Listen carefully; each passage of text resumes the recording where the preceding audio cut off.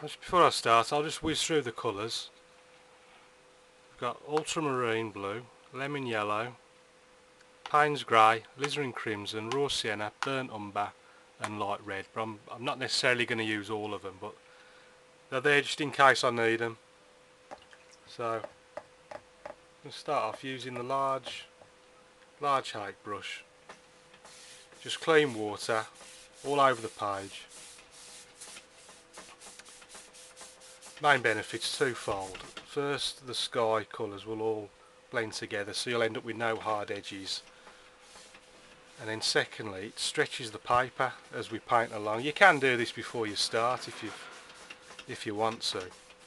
I prefer to just do it as I go along. So once I've given that a good soak, I'm just going straight into the raw sienna. And then just push that on. No particular order, just bang it in however you like. Doesn't really make any difference. And I'm going to clean the brush, take off the excess water on the tea towel, then I'm going to go straight into the ultramarine. Not too much water now because we've got water already on the paper. And then just to work my way down the page to the bottom. And that's just a very simple sky. If we like, we can maybe put a few clouds in. The easiest way of doing that, again, clean the brush, not too much, take off most of the water, ultramarine, alizarin crimson, Payne's grey. Don't want water running down the page now, down the palette. And lots of paints. And say over on this right hand side, if we just whisk a few clouds across.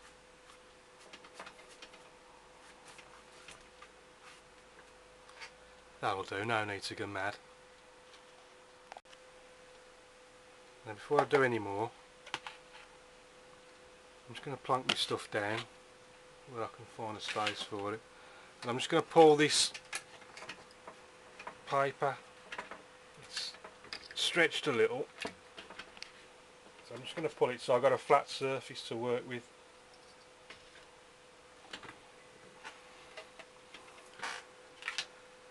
So that's the easiest way of stretching your paper. Like I say, you can do it before you start painting, but just turn my palette around. I always have everything in the same order so I know where I am then.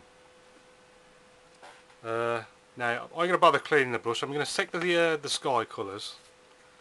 So I've already got the alizarin and ultramarine on there. I'll stick a bit of the burnt umber, raw sienna, and mix them all up, sort of leaning towards blue. I want a nice dark colour. Maybe stick a bit more Payne's grey. Nice and blue, but taking a mix of everything. And then when we got nice and dark, I'm going to put some big mountain here, so find out where I want the peak to be. So I prefer it in a sort of lighter area, maybe up there, and then come down. And work the mountain down the side of the page. A bit more colour. Maybe another peak somewhere up there, maybe a bit higher if you like. Stick it wherever you want, really. And then work.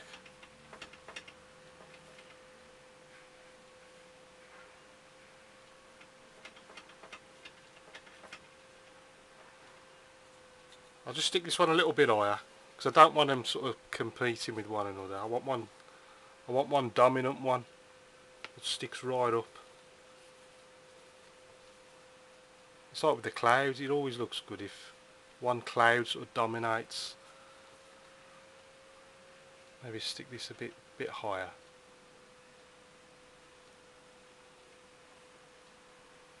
That'll do, and then maybe a few other little peaks on the way down. And another one.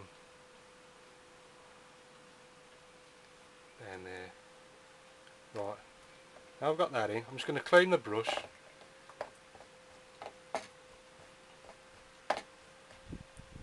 Now I've just cleaned the brush, I've took the excess off on the lip of the jug, and I'm just going to use, it's just basically clean water, just to blend this down, to try and get it down to pretty much nothing really, nice and light at the bottom, because I want to put some trees in. I'm just going to work that down like really light, down to the bottom third where the horizon's going to be. Somewhere like there, about a third of the way up. And then I'm going to clean the brush again. And I want to try and create some form in this this mountain. So I want a dark side. I'm going to keep the left as dark as I can, and then on the right hand side, say starting with here, if you imagine the light is going to be coming from the right here, so it's hitting this side of the mountain, and then it's just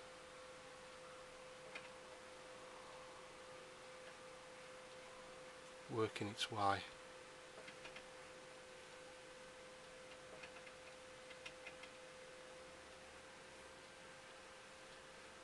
down the side.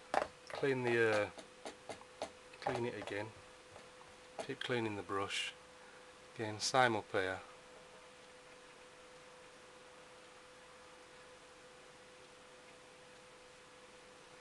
Work that way down again, clean the brush again.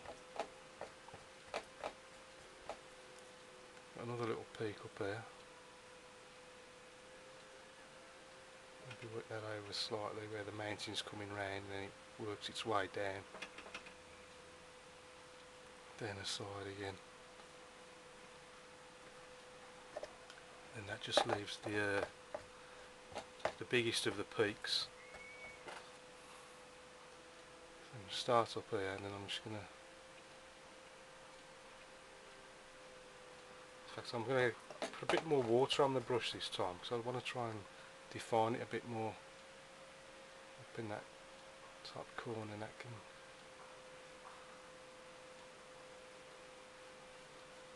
sort of work that down again.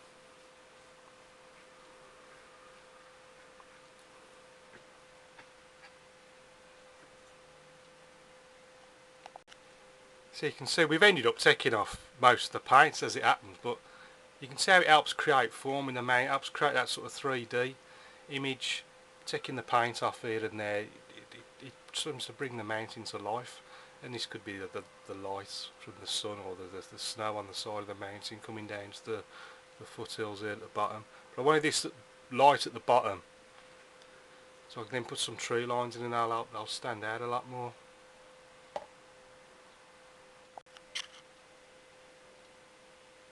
So I'm going to end it on part 1 here, so join me again for part 2.